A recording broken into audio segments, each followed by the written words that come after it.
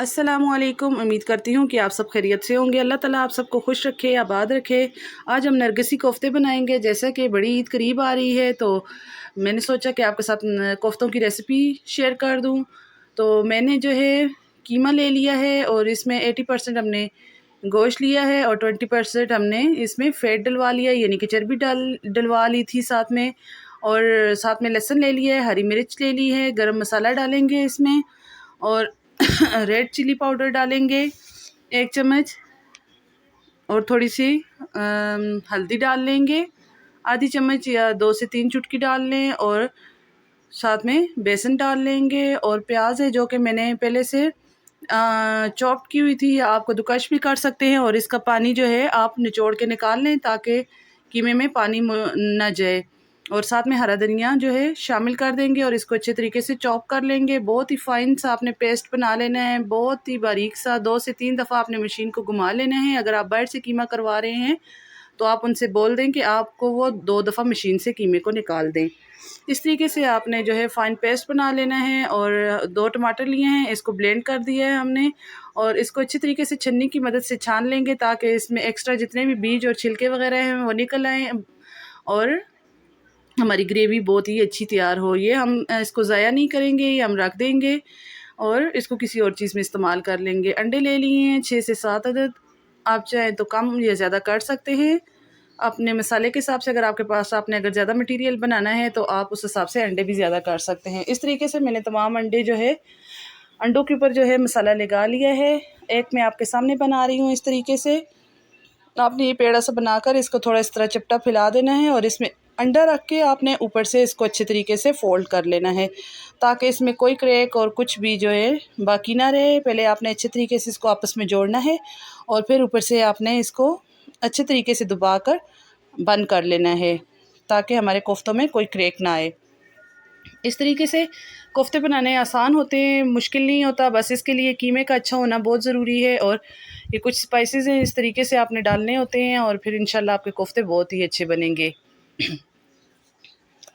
इस तरीके से हमने तमाम कोफ्ते तैयार कर लेने हैं। और दूसरी साइड हमने जो है एक कढ़ाई ले लेनी है। थोड़ा सा खुला आप पैन ले लें तो ज़्यादा बेहतर है। उसमें आप कुकिंग ऑयल डाल लें और उसको थोड़ा सा गर्म कर लें ऑयल को।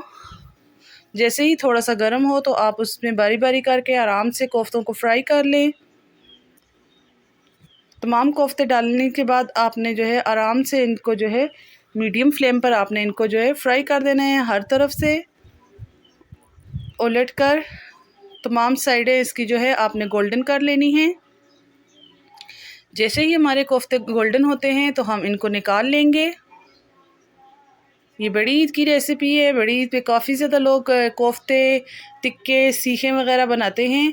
तो इंशाल्लाह ताला मैं आपसे अब इस तरह की जो है रेसिपीज़ शेयर करती रहूँगी क्योंकि बड़ी ईद करीब है। तो आप इसको डाउनलोड कर लें या नोट डाउन कर लें अपने पास किसी कॉपी वगैरह में।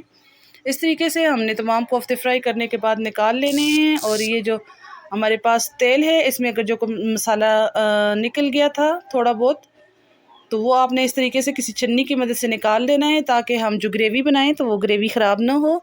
और एक्स्ट्रा ऑयल भी आपने इसमें से आधा निकाल लेना है क्योंकि हमें इतना ज़्यादा ऑयल नहीं चाहिए होगा।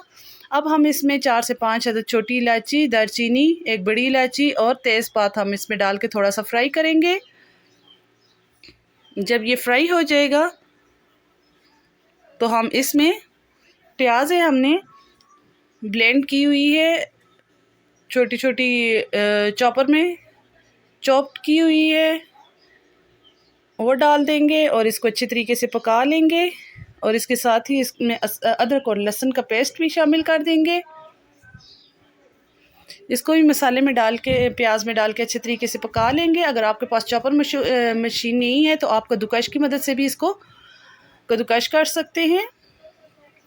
और ये अब हमने टमाटर, 2 टमाटर लिए थे, वो जो पेस्ट निकाला था वो डाल दिया है, नमक डाला है, इसमें रेड चिल्ली का पाउडर डालेंगे, हरा धनिया, खुश्क धनिया डालेंगे और कश्मीरी लाल मिर्च डालेंगे और गरम मसाला डाल देंगे 1 चम्मच और हल्दी डालेंगे आधी चम्मच।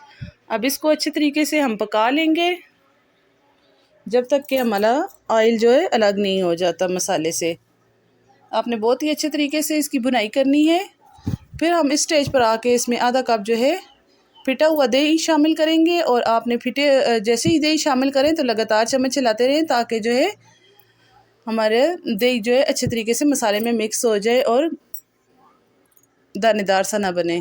इस तरीके से जब ये ऑयल ऊपर आ जाए तो आप इसमें कोफ्ते शामिल करके इसमें 2 या 4 गिलास पानी डाल सकते हैं अपने टेस्ट के हिसाब से। इस तरीके से इसको शामिल करने के बाद आप इसको कवर करके 30 से 40 मिनट के लिए रख दें। हल्की आंच पर ये पकते रहें। तब तक आप मेरी वीडियो को लाइक कर दें और ज़्यादा से ज़्यादा मेरी वीडियो को शेयर किया करें और एक अच्छा सा कमेंट कर दिया करें। और अगर चैनल पर नए हैं तो सब्सक्राइब करना ना भूलें। ये देखें जी हमारे ज़बरदस्त से कोफ्ते तैयार हो चुके हैं। लास्ट में आप ऊपर हरा धनिया गार्निश कर लें। ये देखें मैं आपको इसकी ग्रेवी दिखा देती हूँ। बहुत ही ज़बरदस्त इसकी ग्रेवी तैयार हुई है, ना बहुत ज़्यादा गाढ़ी है और ना ही बहुत ज़्यादा पतली है। आप अगर चाहें तो बिल्कुल ग्रेवी को खुश्क भी कर सकते हैं, लेकिन हल्के ग्रेवी वाले कोफ्ते बहुत ही ज़बरदस्त लगते हैं।